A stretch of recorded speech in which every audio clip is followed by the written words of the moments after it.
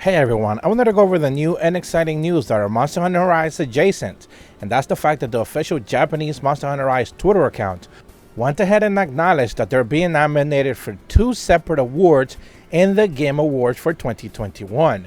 The official tweet from the Monster Hunter Rise Twitter account actually says, Monster Hunter Rise has been nominated for two separate categories, Best Role-Playing Game and Best Multiplayer Game of the Game Awards 2021 to be held on December 10th, and thank you very much.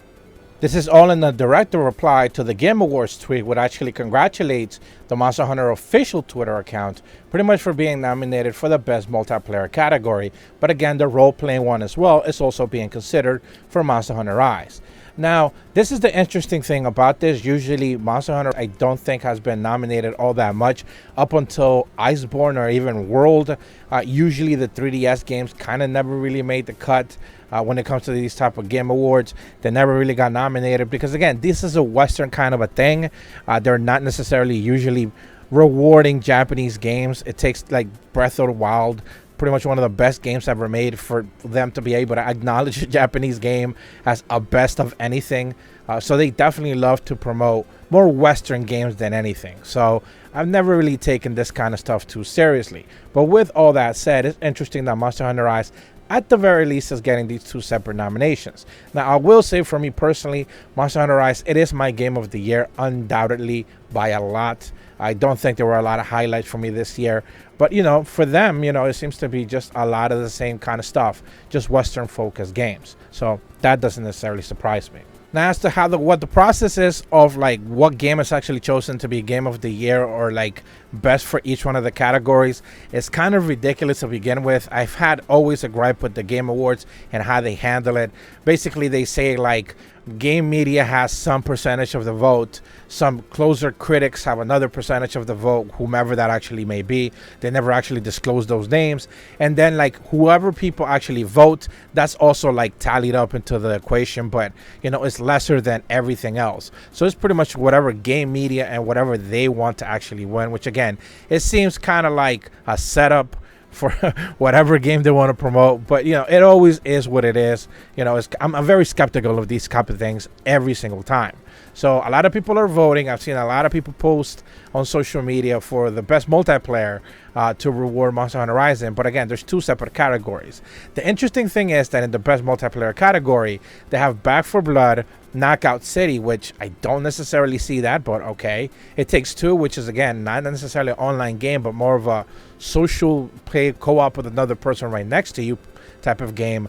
New Worlds, which is an MMORPG as far as I understand, and Valheim, which is kind of like, I guess, Roblox would be the closest thing to that, because it's just kind of like you make your own experience in this game world type of a thing, and then Monster Hunter Rise. So if you're going to really talk multiplayer here, the only two real constants that I see are Back 4 Blood, which is, I believe, a first-person shooter or a third-person shooter, which, you know, it's fine. I understand that in the multiplayer sense, and Monster Hunter Rise.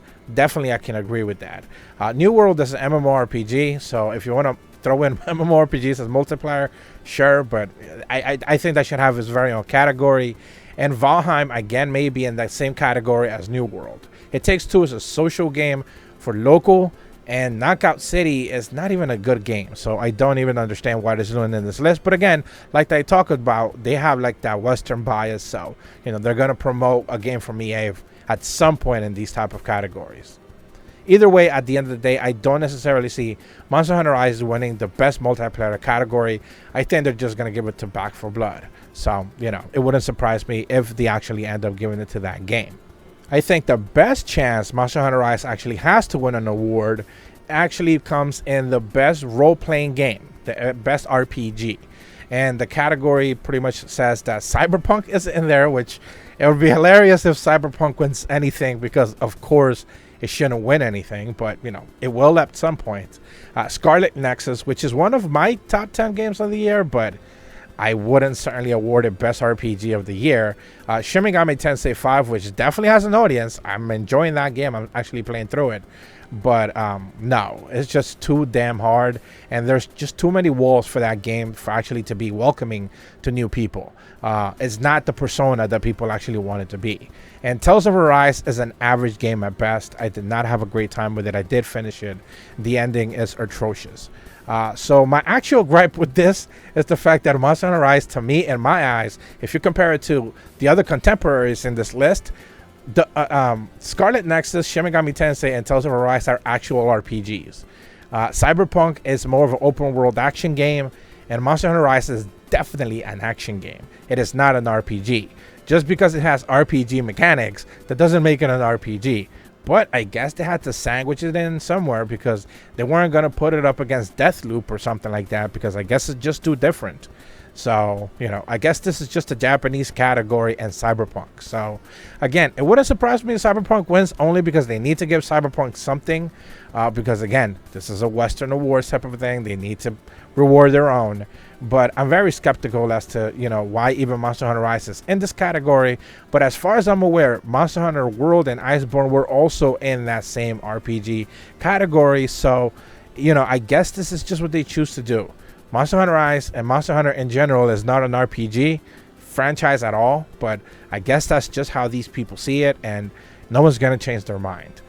So that's pretty much it. That's pretty much the only two categories that you're going to see this game in being rewarded in, if at all. At the very least, it's going to get mentioned. So for one of the best games of the year, not just on the Nintendo Switch, in my opinion, but one of the best games that launched this year, at the very least, is getting nominated in two separate categories. So, you know, at the very least, we are getting that. If we're still, you know, interested in promoting this game, I guess, you know, this is about the best way to do it. If you want to go ahead and vote, I'm going to be leaving a link in the description below for the official Game Awards page. So if you haven't necessarily done it, I believe they ask you to, you know, basically link up either your email or your Twitter or your Google, any one of those like 15 social ways for you to be able to log into something, so they can just, you know, let you allow to go ahead and vote into 30 separate categories. And two of those are going to be Monster Hunter. So, you know, if you want to go ahead and promote the game in one way or another, for it to actually win something, that would be great. Again, the multiplayer category, I think, is just, it doesn't have a shot. But in the RPG one, if we're really going to say this is an RPG, then I think is by far one of the better ones. Cyberpunk, I don't understand that is a game that I definitely finished, and I still don't know how I feel about it, because how much of a weird experience that game actually is. And the other three are just traditional RPGs, and, you know, neither one really stands out to me. I don't think, realistically speaking, as someone who loves JRPGs, I don't think this was a great year for JRPGs in like a while. I think we've always had like one standout RPG, you know, and you know, we just didn't really have that this year. The only two others that are missing here that I would actually even consider would be Bravely Default 2, which was an average game at best, and Atelier Ryza 2, which out of all the JRPGs that I played this year was probably my favorite one. I think I also reviewed it as well. So, you know, out of these games, not necessarily anything exciting. So if Monster Hunter Rise is going to win something, the RPG category is for sure the one that they should definitely get. But that's about all the ramblings I have for you guys today. I just wanted to talk about this because I found it fascinating that the Game Awards is at the very least acknowledging Monster Hunter Rise in one way or another, which is good. So hopefully, you know, Sunbreak next year also makes it in some sort of category that is not RPG. If you're brand new to my channel, be sure to leave a like and subscribe. Hit the bell to receive notifications when the videos go up. And as always, thank you so much for watching. See ya.